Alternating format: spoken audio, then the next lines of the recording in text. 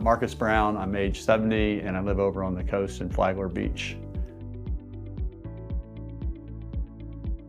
My rate of urination was slowing down quite a bit, and then unbeknownst to me, really, I had, had a little bit of stricture after the TURP, and he tried to open that up, and then after that, I had one of those afternoons where it's time to go pee, and there ain't nothing happening, and I ended up in the ER over in Ormond Beach, and with my wife and probably about the ER doc and about 4 other nurses trying to figure out trying to get a cath in, and they couldn't get a cath in because of the stricture. And at that point, it was kind of unknown to me, how severe or non-severe the strictures were or whatever. But anyway, so finally they gave me some medicine, and finally about 4 or 5 hours, I relaxed enough where I was able to urinate. And they said, you just need to get to your urologist as soon as possible tomorrow. And so then I went in, and that's when he did that procedure, and then started me on doing balloon dilation therapy. So we started out doing that, and realized pretty quickly that it wasn't something I really expected to be doing in my lifetime.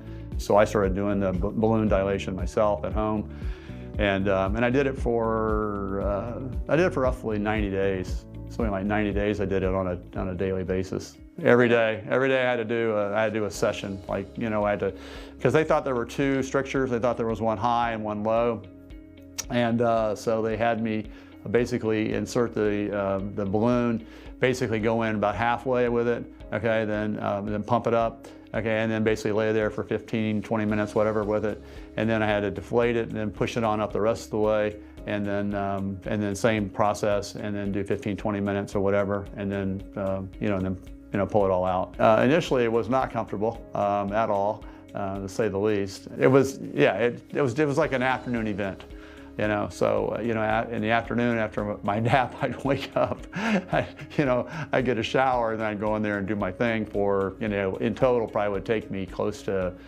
probably about 45 minutes, something like that, for total turnaround and clean out all the equipment and all that kind of stuff. So yeah, it was a big inconvenience.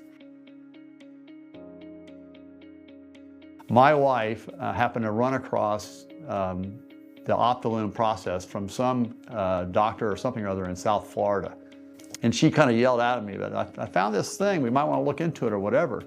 Well, so she starts telling me about it, and I said, that's unbelievable. I said, because I just read my AARP magazine, and I said, here it is, it's the same thing, it's right here in the AARP magazine. And so it was like, boom, it's like, this is, we got to explore this or check this out or whatever. So after reading about it, understanding it and how it worked and all, I was actually under the misunderstanding, or I should say, or I said to him, so, because he's going through the process a little bit with me, and I said, can you slow down a little bit? Because this is kind of a lot for me to absorb. I said, because I thought I was going to have to do it. I thought I was going to deliver the balloon because I was like the self-dilation expert, and he goes, oh, no. He said, I'm going to take care of it. And you'll be in the hospital, whatever. And I said, okay, fine. I feel better about that. So anyway, so that's how, much I was kind of looking forward to it and ready to do whatever I need to do to make it happen. For me, I guess, after doing the other 90 days worth, it was nothing. There was really nothing at all. It wasn't even like it even happened. I had the cath for a day. I think I had the cath for a day or so, something like that. And then I pulled the cath, which again, done a lot of this stuff. And maybe a little bit of bleeding or something. I can't recall any really per se. But again, I'm probably a little more callous maybe than the normal patient who's has a stricture early on without having had the other exploratory stuff going on. It's awesome. I don't have to worry about all this other stuff I just described. And I'd already planned on in my mind that if I did, and if I locked up again after this process, I was just going to try to self-dilate to reopen. Was what was my worst case scenario plan or whatever. But none of that's panned out. The biggest thing for me is that I am essentially 100% voiding.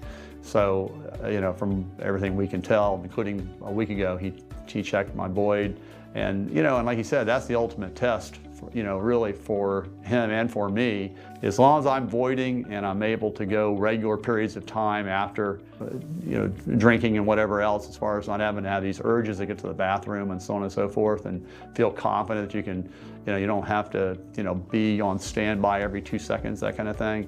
I said that's really what I'm more after, is just having a kind of normal lifestyle, from that perspective. So if it's cutting edge and it increases my quality of life and lifestyle and the inconvenience of having to go to doctors and have procedures and whatever, I'm up for it, because that's what I want the remainder of my life to be. I really don't want to spend it in a clinic somewhere. If the quality of life is being compromised, by all means, I would jump on board. I don't see any issues with this at all. I really don't, that I've experienced or I've found. So yeah, I'd tell anybody to get it.